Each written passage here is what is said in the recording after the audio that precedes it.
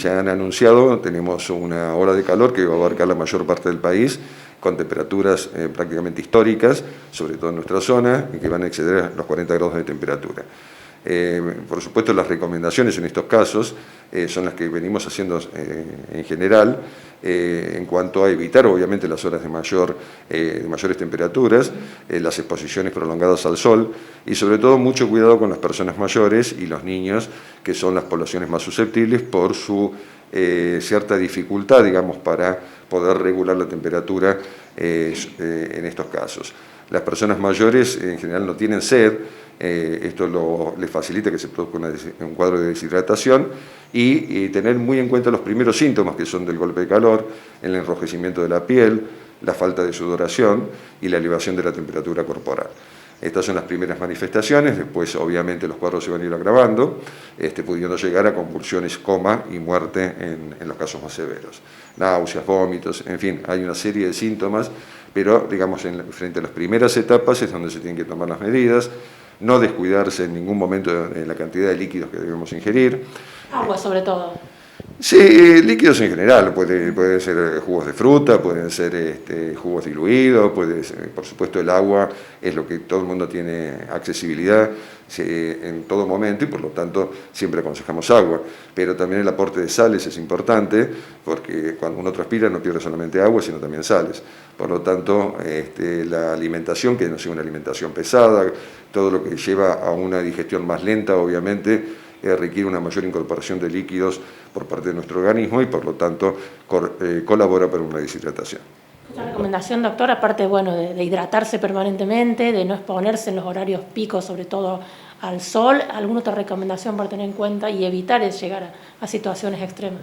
Sí, bueno, en todo caso, si estamos en una zona relativamente aislada y empezamos a ver estos primeros síntomas que yo te manifestaba, como la piel roja, la falta de sudoración, y la elevación de la temperatura corporal, lo primero que tenemos que hacer a esa persona obviamente es retirarla de la fuente de calor, evitar todo tipo de ejercicio excesivo, ponerla en un lugar a la sombra, aportarle gran cantidad de líquidos y sobre todo agua fría en la zona de las axilas y de la ingle, que serían las primeras etapas para tratar de bajar la temperatura corporal.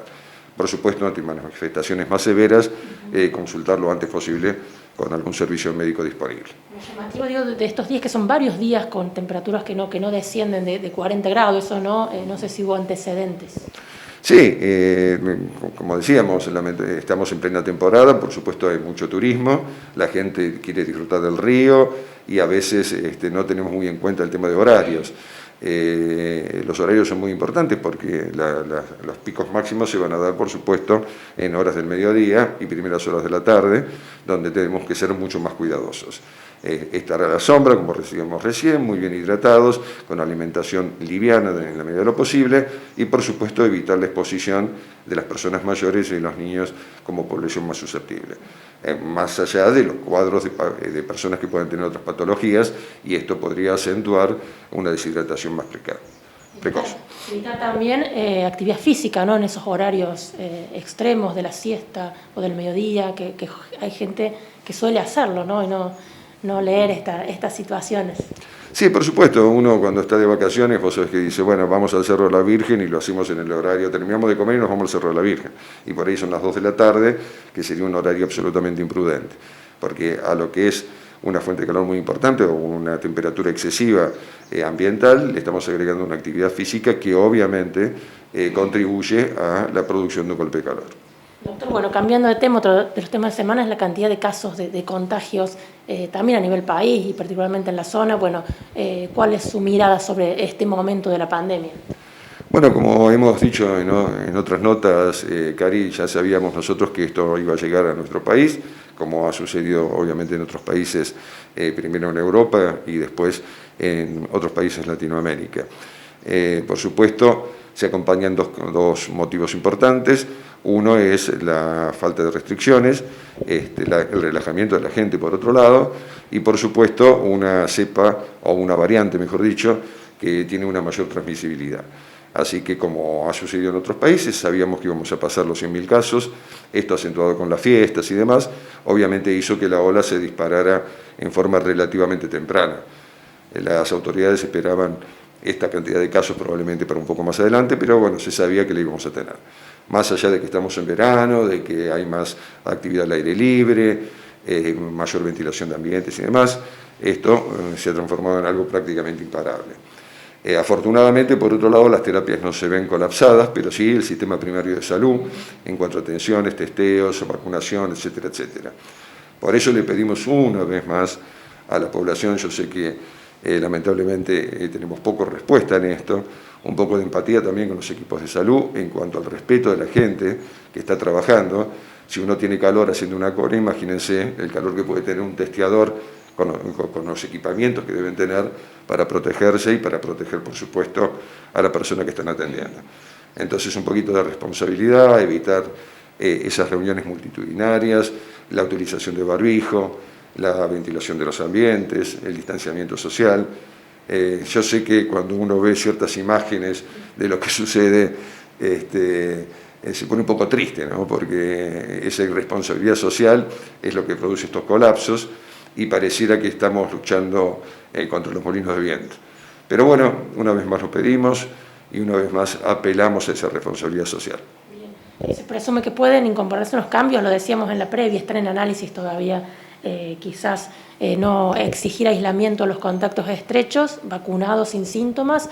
¿Qué opina de esto? ¿Se va en camino a eso? Todavía no está confirmado, pero ya se analiza con firmeza. Mira, lo fundamental, y esto lo venimos diciendo desde el principio de la pandemia, es tomar los protocolos y por supuesto las medidas de seguridad con conciencia, es decir, un buen barbijo utilizado como corresponde, tapando la nariz y la boca, un barbijo, un N95, un barbijo de buena calidad que impide lo que podría ser la transmisión, sería suficiente para que inclusive una persona contagiada no transmita la enfermedad.